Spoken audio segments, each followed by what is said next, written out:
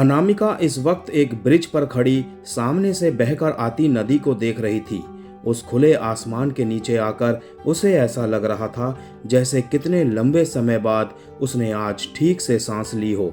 हल्की ठंडी हवाएं चल रही थी। उसके हाथ उसके जैकेट में थे और सर पर उसने लाल ऊनी कैप पहनी हुई थी। ठंडी हवा ने जहां उसके गोरे गालों और नाक को लाल कर दिया था, वहीं सूरज की मध्यम किरणें उसकी गोरी त्वचा की रौनक बढ़ा रही थी। उसने अपनी आंखें बंद की और प्रकृति की सुंदरता को अपने मन में समेटने लगी। कुछ पल के लिए ही सही वो अपनी तकलीफों को भुला देना चाहती थी। वातावरण में फैली उस शांति ने उसकी आंखें नम कर दी। दो मोती पानी बनकर उसकी आंखों से उतर आए। अंदर का खालीपन शायद इस जगह से नहीं भरने वाला था। जिंदगी में जो उससे छिन गया और जो कुछ भी अब वो पीछे छोड़ आई थी, वो भरने वाला नहीं था। अनामिका, पीछे से एक आवाज आई। अनामिका ने आंखें खोली और पीछे पलटी। पीछे उसकी उम्र से 2 या 4 साल ज्यादा बड़ी एक लड़की खड़ी थी। उसका पहनावा और उसका रंग रूप बता रहा था कि वो लंबे समय से विदेश में रह रही है। नमीसा, अनामिका ने उसे ध्यान से देखते हुए पूछा। वो दोनों एक दूसरे को देखकर मुस्कुराए और तुरंत ही आगे बढ़कर एक दूसरे को गले लगा लिया। यहाँ कैसे? नमीसा ने अनामिका से अलग होते हुए पूछा। थोड़ी सी लंबी कहानी है, फुर्सत से बताऊं? अनामिका के चेहरे पर बेबसी और उदासी थी, लेकिन आंखें काफी कुछ बोल रही थी। वो आंखों में आया दर्द छिपा नहीं पाई थी शायद। हाँ हाँ, क्यों नहीं, नमीसा ने मुस्कुराते हुए कहा। मुझे तुम्हारी मदद चाहिए, मैंने तुम्हें बताया था ना फोन पर, अनामिका ने कहा तो नमीसा ने जवाब दिया। अरे बेफिक्र हो जाओ, मैंने पूरा इंतजाम कर दिया है, लेकिन एक प्रॉब्लम है। क्या? अनामिका ने जल्दी से पूछा। मेरा ट्रांसफर किसी और शहर में हो गया है, तो मैं तुम्हारी ज्यादा मदद नहीं कर पाऊंगी। तुमने इतना किया उतना ही काफी है मेरे लिए, अनामिका ने उसका हाथ अपने हाथ में लेते हुए कहा। ठीक है, तो तुम्हारा सामान कहाँ है? नमीसा ने पूछा। वो पास के ही एक होटल में है, अगर तुम्हें कोई प्रॉब्लम ना हो तो मैं। हाँ हाँ बिल्कुल, चलो मैं भी साथ चलती हूँ, नमीसा ने कहा और वो दोनों कैब से होटल की तरफ निकल गए। कुछ आधे घंटे बाद अनामिका अपने सामान के साथ नमीसा के साथ खड़ी थी। रास्ते में उन लोगों ने खूब बातें की। कुछ 20 मिनट बाद वो एक बिल्डिंग के बाहर खड़े थे।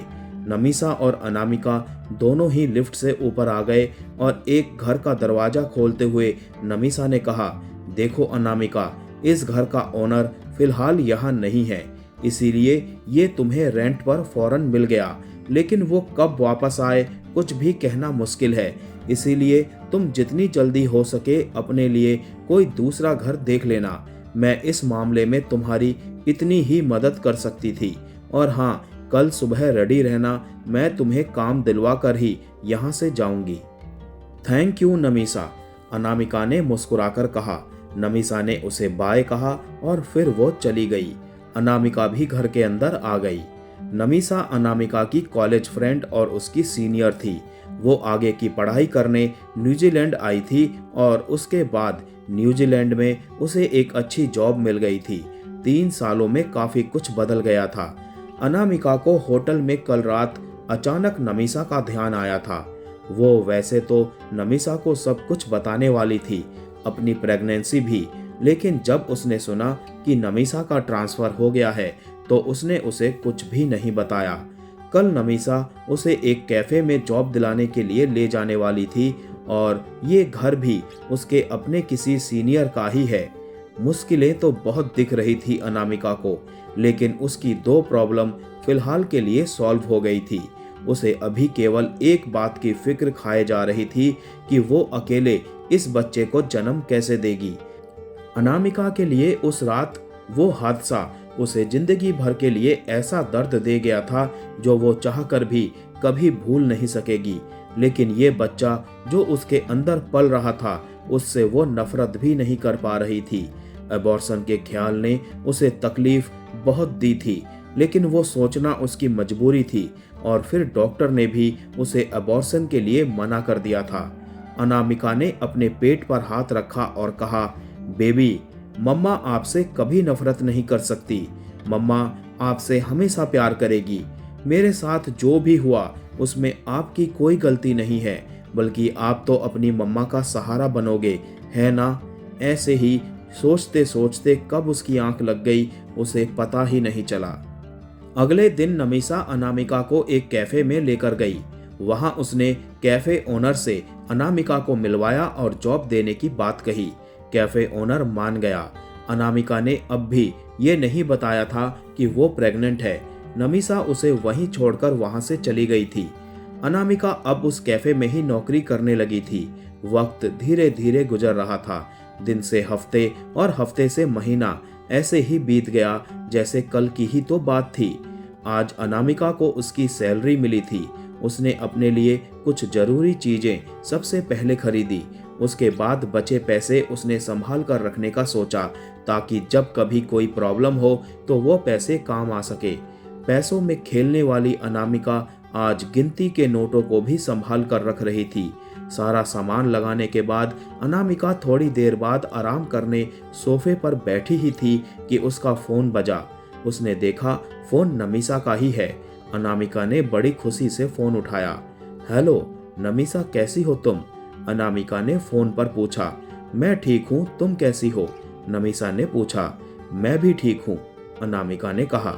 मैंने तुम्हें एक जरूरी बात कहने के लिए फोन किया था, नमीसा ने कहा। तो अनामिका ने जल्दी से कहा, हाँ हाँ कहो ना। अनामिका के जवाब में उसकी बेचैनी साफ झलक रही थी।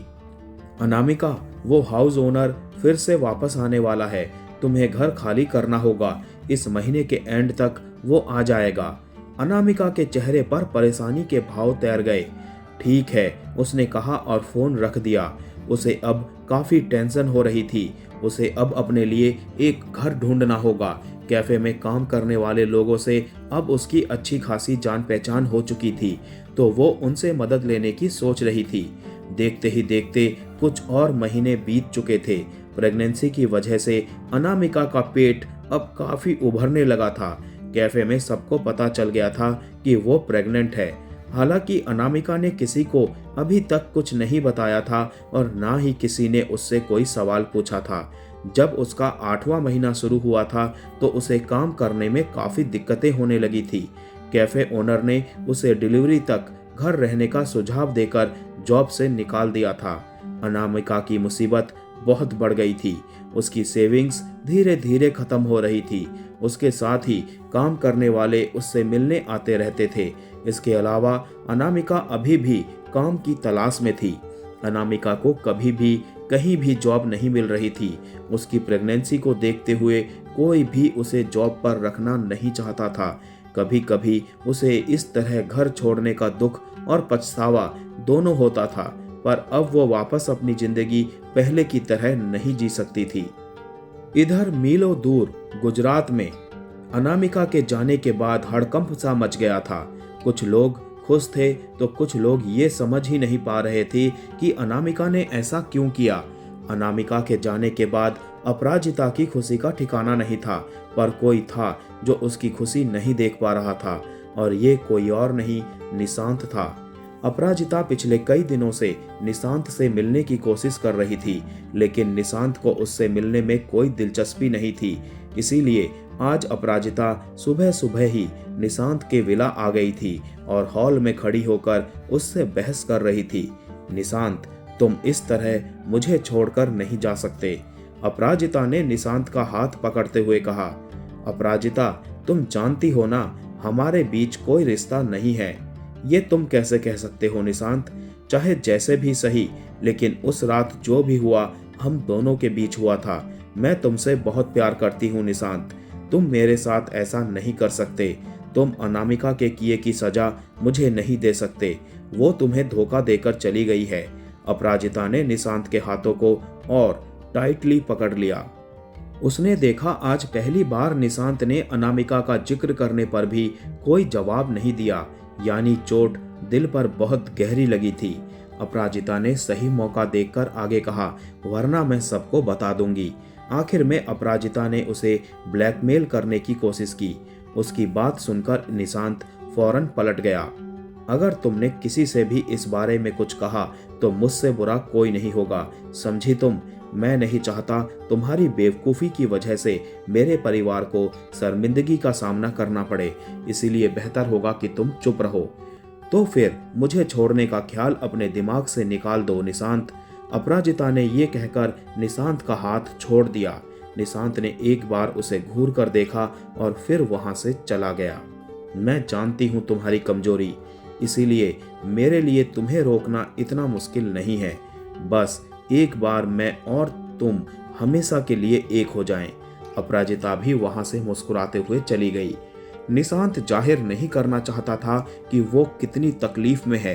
अनामिका का इस तरह उससे दूर जाना उसे कितना बेचैन कर रहा था, ये तो बस वही जानता था। उसे धोखा मिला था और वो जानना चाहता था कि अनामिका उसे इस तरह छोड़कर क्यों चली गई थी। उसने अपनी पावर और पैसा दोनों इस्तेमाल किया, लेकिन ज्यादा कुछ हाथ नहीं लगा। उसे अपने लोगों से बस ये पता चला था कि अनामिका न्यूजीलैंड में है, लेकिन उसके बाद उसका कोई पता नहीं चल रहा था। ऐसा लग रहा था जैसे या तो वो इस पृथ्वी पर नहीं है या वो खुद किसी के सामने नहीं आना चाहती। और ये सच भी था। अनामिका ने इंडिया और यहाँ के लोगों से अपना रिश्ता पूरी तरह से खत्म कर लिया था। वो सोशल मीडिया से भी गायब हो गई थी और बहुत ही आम सी जिंदगी जी रही थी। दूसरी तरफ भोपाल में हर्षद एक मीटिंग में बैठा रुद्र को बहुत देर से घूर रहा था। रुद्र अपने क्लाइंट से बात कर रहा था। मीटिंग के बाद हर्षद ने रुद्र से कहा, सर, न्यूजीलैंड वाले क्लाइंट नहीं मान रहे हैं। वो अभी और डिस्कशन चाहते हैं इस प्रोजेक्ट पर, तो तुम और मीनाक्षी जाकर हैंडल कर लो। रुद्र ने मीटिंग रूम से बाहर निकलते हुए कहा। हर्षद उसके पीछे ही चला आ रहा था। सर, इसके लिए आपको ही जाना होगा। बोर्ड मेंबर्स का भी यही डिसीजन है कि इस प्रोजेक्ट के लिए आप जाएं और शायद इसके लिए आपको न्यूजीलैंड के बहुत चक्कर लगाने पड़ेंगे। बोर्ड मेंबर्स का नाम सुनते ही रुद्र के कदम रुक गए। उसने अपना एक हाथ अपनी कमर पर रखा और एक हाथ से अपना चेहरा सहलाने लगा। हर्षद समझ गया कि रुद्र को गुस्सा आ रहा है और वो उसे काबू करने की कोशिश कर रहा है।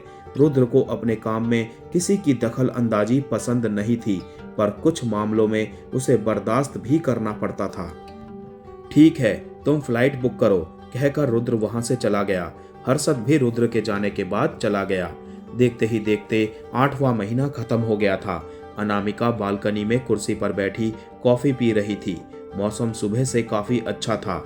यहाँ धूप अक्सर कम ही निकलती है और बर्फ कभी भी पड़ने लगती है। फोन पर जॉब सर्च करते करते अनामिका कॉफी का एक एक सिप ले रही थी कि वो अचानक उछल सी पड़ी। उसने कप टेबल पर रखा और जल्दी से अपने पेट पर हाथ रखा। उसके बेबी ने उसे किक किया था। उसकी आंखें खुशी के आंसुओं से भर गई। आज उसके बेबी ने पहली बार उसे किक किया था। पिछले हफ्ते ही डॉक्टर ने कहा था कि अब तक तो बेबी का किक करना शुरू हो जाना चाहिए था, पर उसे ऐसा कुछ भी महसूस नहीं हो रहा था और उसे इसी बात का डर भी सताने लगा था। अब अनामिका खुश थी कि कुछ ही देर सही उसके बेबी ने किक करना स्टार्ट तो किया। अनामिका ने अपने पेट पर हाथ रखा और मुस्कुराते हुए कहा, बेबी, आपने मम्मा को किक किया। मम्मा आपके बाहर आने का इंतजार कर रही है। अब बस कुछ ही दिन और हैं और आप मम्मा की दुनिया में आ जाओगे और अपनी मम्मा की दुनिया बन जाओगे। अनामिका के चेहरे पर प्रेगनेंसी की वजह से एक अलग ही चमक रहती थी और वो खुश भी रहने लगी थी। इतनी परेशानियों के बीच भी अगर वो खुश थी तो उसकी वजह उसका बच्चा था, जिसका इंतजार तो अब अनामिका भी बेसब्री से कर रही थी। इन महीनों में अनामिका का ऐसा कोई दिन नहीं गया था जब उसने अपने घर और अपने डैड को याद ना किया हो। उसे सबसे ज्यादा याद बस निशांत की ही आई थी। जब भी वो उसे याद करती, उसे हमेशा वो दिन याद आ जाता जब उसने निशांत को अपराजिता के साथ देखा था। फिर वो बहुत देर तक उदास रहती। उसे लगने लगा था कि वो अब निशांत से नफरत करने लगी है। इन महीनों में कई बार उसे उस शख्स का भी ख्याल आया जिसने उसका सब कुछ बर्बाद कर दिया। अनामिका ने उसका चेहरा नहीं देखा था, लेकिन उसके बाद भी उसे उससे बस घृणा ही होती थी। अपने बच्चे से बात करते वक्त आज तक एक बार भी उसने डैड शब्द का जिक्र कभी नहीं किया था।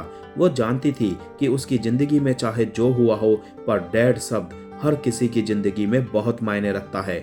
उसका बेबी जब इस दुनिया में आएगा तब उसे भी इस शब्द को ना जाने कितनी बार सुनना होगा और बहुत कुछ बर्दाश्त भी करना होगा, लेकिन वो इस डैड शब्द को बस एक शब्द ही बना रहने देगी। वो अपने बच्चे की मॉम और डैड दोनों बनेगी। वो आज सुबह ही हॉस्पिटल गई थी क्योंकि उसे बहुत कमजोरी और दर्द सा महसूस हो रहा था। डॉक्टर ने उसे बताया कि उसे अभी हॉस्पिटल में एडमिट हो जाना चाहिए, पर अनामिका ने दोपहर में फिर से आने की बात की। वो अपना सामान लाना चाहती थी ताकि उसे यहाँ किसी चीज की कमी ना हो। अनामिका घर आ गई और कुछ जरूरी कपड़े और सामान पैक कर लिए जो उसे हॉस्पिटल में काम आने वाले थे। कुछ ही देर में वो अपने घर से निकल गई थी। उसने कुछ कदम की दूरी पार ही की थी कि उसकी तकलीफ बहुत ज्यादा बढ़ गई। वो दर्द से छटपटाती हुई अपना पेट पकड़े रोड पर ही पड़ी चिल्लाने लगी। उसने दूर से आती एक काले शीशे की गाड़ी देखी और मदद के लिए हाथ हिलाया, पर जब तक वो गाड़ी उसके नजदीक पहुंची अनामिका बेहोश हो चुकी थी। सर, हम लेट हो जाएंगे, आप चाहें तो मैं इनके लिए एम्बुलेंस बुला सकता हूँ, वो लोग, ड्राइवर ने पीछे बैठे शख्स से कहा। तब तक बहुत देर हो जाएगी, इन्हें इसी वक्त डॉक्टर की जरूरत है, अब जल्दी करो, इन्हें हॉस्पिटल लेकर चलो, वो शख्स गाड़ी से बाहर आते हुए बोला। ये रुद्र था जो न्यूजीलैंड अपने उसी प्रोजेक्ट के लिए आया था। ये उसका न्यूजीलैंड में तीसरा चक्कर था। वो पहले भी 2 बार यहाँ आकर जा चुका था। ड्राइवर ने जल्दी से कार का दरवाजा खोला। रुद्र ने अनामिका को जल्दी से गोद में उठाया और उसे लेकर कार की तरफ बढ़ने लगा, लेकिन उसका दिल, उसका दिमाग अचानक जैसे कहीं अटक गया था। उस लड़की को छूते ही उसे एक जानी पहचानी फीलिंग महसूस हो रही थी। कार में रुद्र ने अनामिका का सिर अपनी गोद में ही रखा हुआ था। वो बहुत देर से उसका चेहरा देखता रहा, लेकिन उसे वो जरा भी याद नहीं आई। रुद्र ने उसके चेहरे पर आए बालों को हटाने के लिए जैसे ही अपनी उंगलियों से उसके गाल को टच किया, उसे फिर से ऐसा लगा जैसे वो उस स्पर्श को जानता हो। रुद्र ने खुद को समझाया कि ये बस उसका भ्रम है और वो उससे आज पहली बार मिल रहा है। हॉस्पिटल पहुंचते ही अनामिका को वार्ड में ले जाया गया, लेकिन रुद्र बाहर ही खड़ा था। वो जा नहीं पा रहा था, ये जानते हुए भी कि उस लड़की से उसका कोई रिश्ता नहीं है। वो फीलिंग जो अनामिका को छूते ही जाग गई थी, उसने जैसे उसके कदमों में बेड़ियां डाल दी थी।